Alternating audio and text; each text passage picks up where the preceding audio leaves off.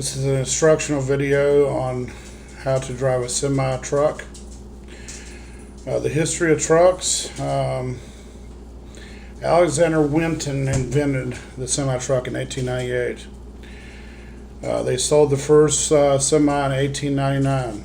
That truck, compared to the trucks of now, big giant differences. One, air conditioned, power windows, seats that spin around,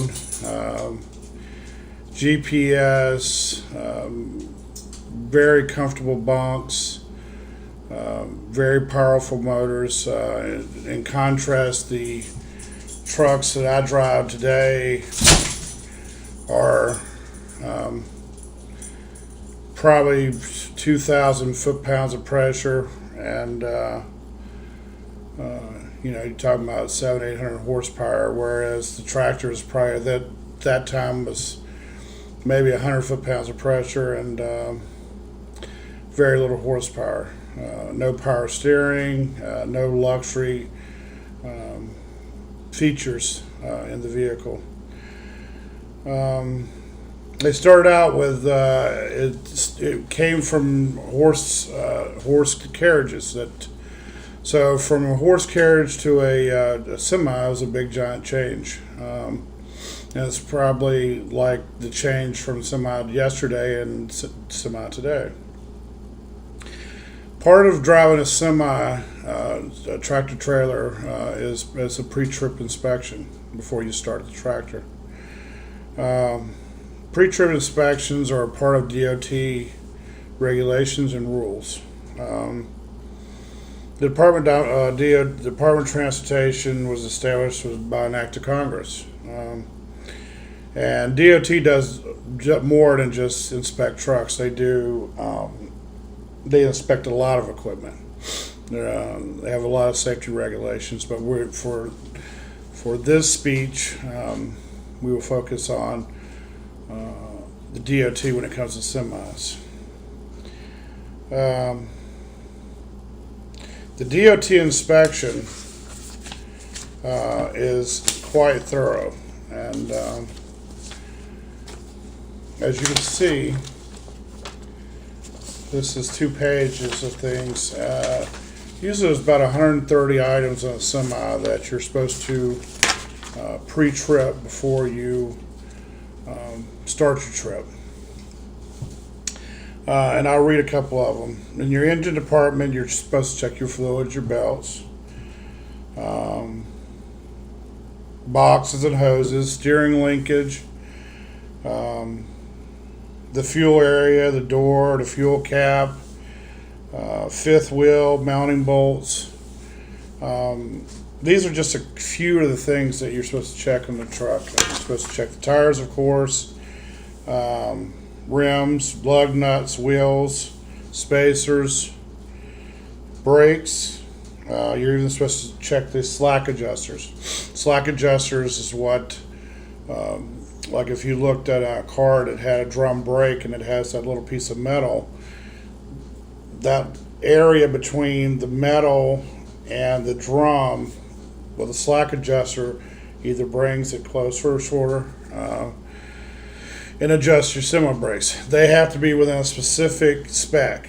If they're not in the spec, you can be fined. You can get fined. You'll be taken out of service until somebody is qualified to adjust your brakes. A lot of drivers are qualified to adjust the brakes. Matter of fact, some companies even have a certificate that says this driver is qualified to adjust brakes. Of course, you want to check your lights, engine, or wipers, horn. Get to check the big giant horn, boop, boop, and you got a city horn too, so you have 2 horns.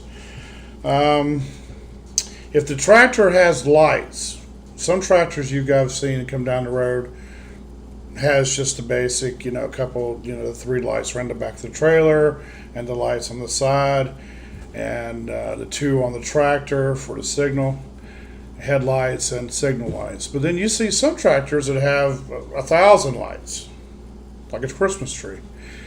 If you have 1,000 lights on that tractor, 1,000 lights have to be working. If they're not working, you can be put out. You can be shut down. Probably won't be shut down for one light, but if you have a lighting problem, you can be shut down.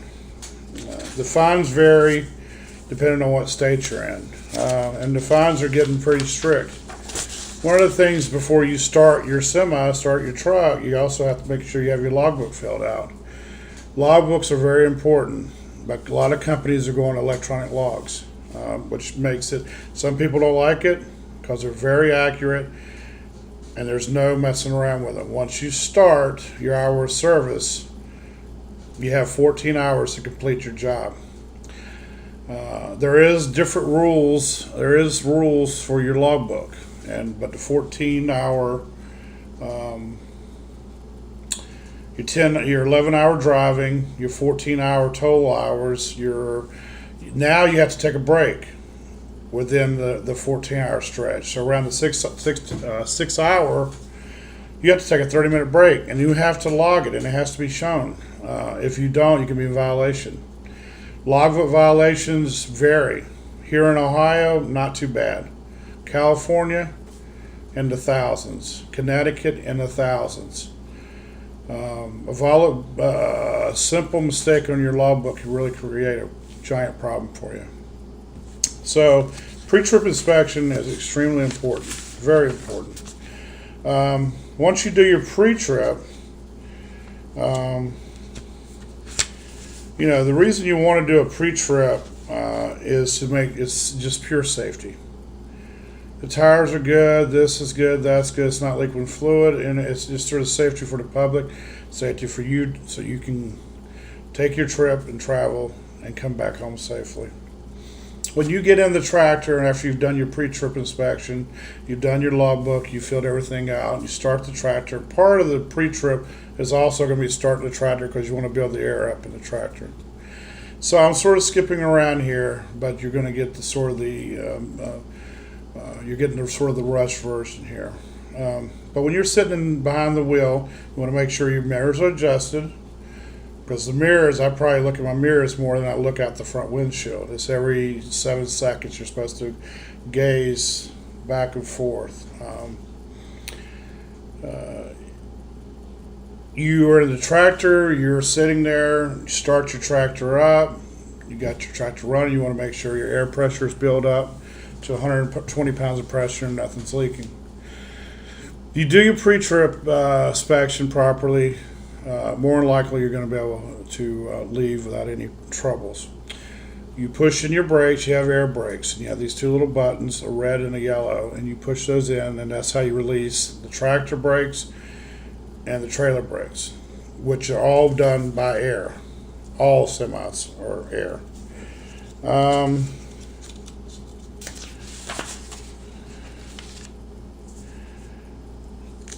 The pre-trip inspection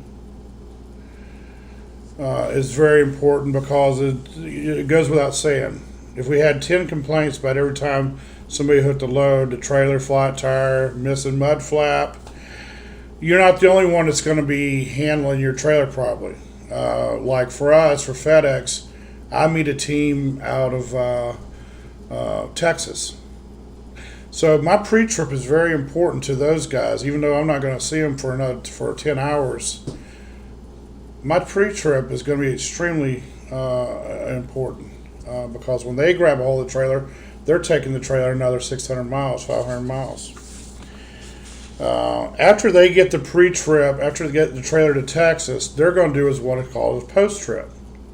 They're going to go back around and sort of do the same things. They're going to check stuff. Primary, almost the same type of list to make sure that the next person that grabs hold of the trailer is going good. Anyway, you're going to start your tractor and you're going to go down the road. And if you've done your pre-trip properly, you're not going to have any problems traveling.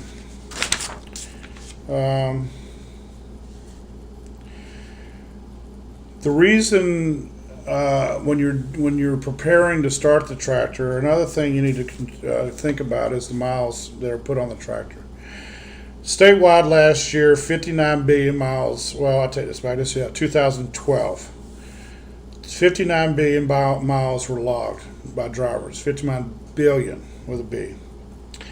In a state like Wisconsin, they had their drivers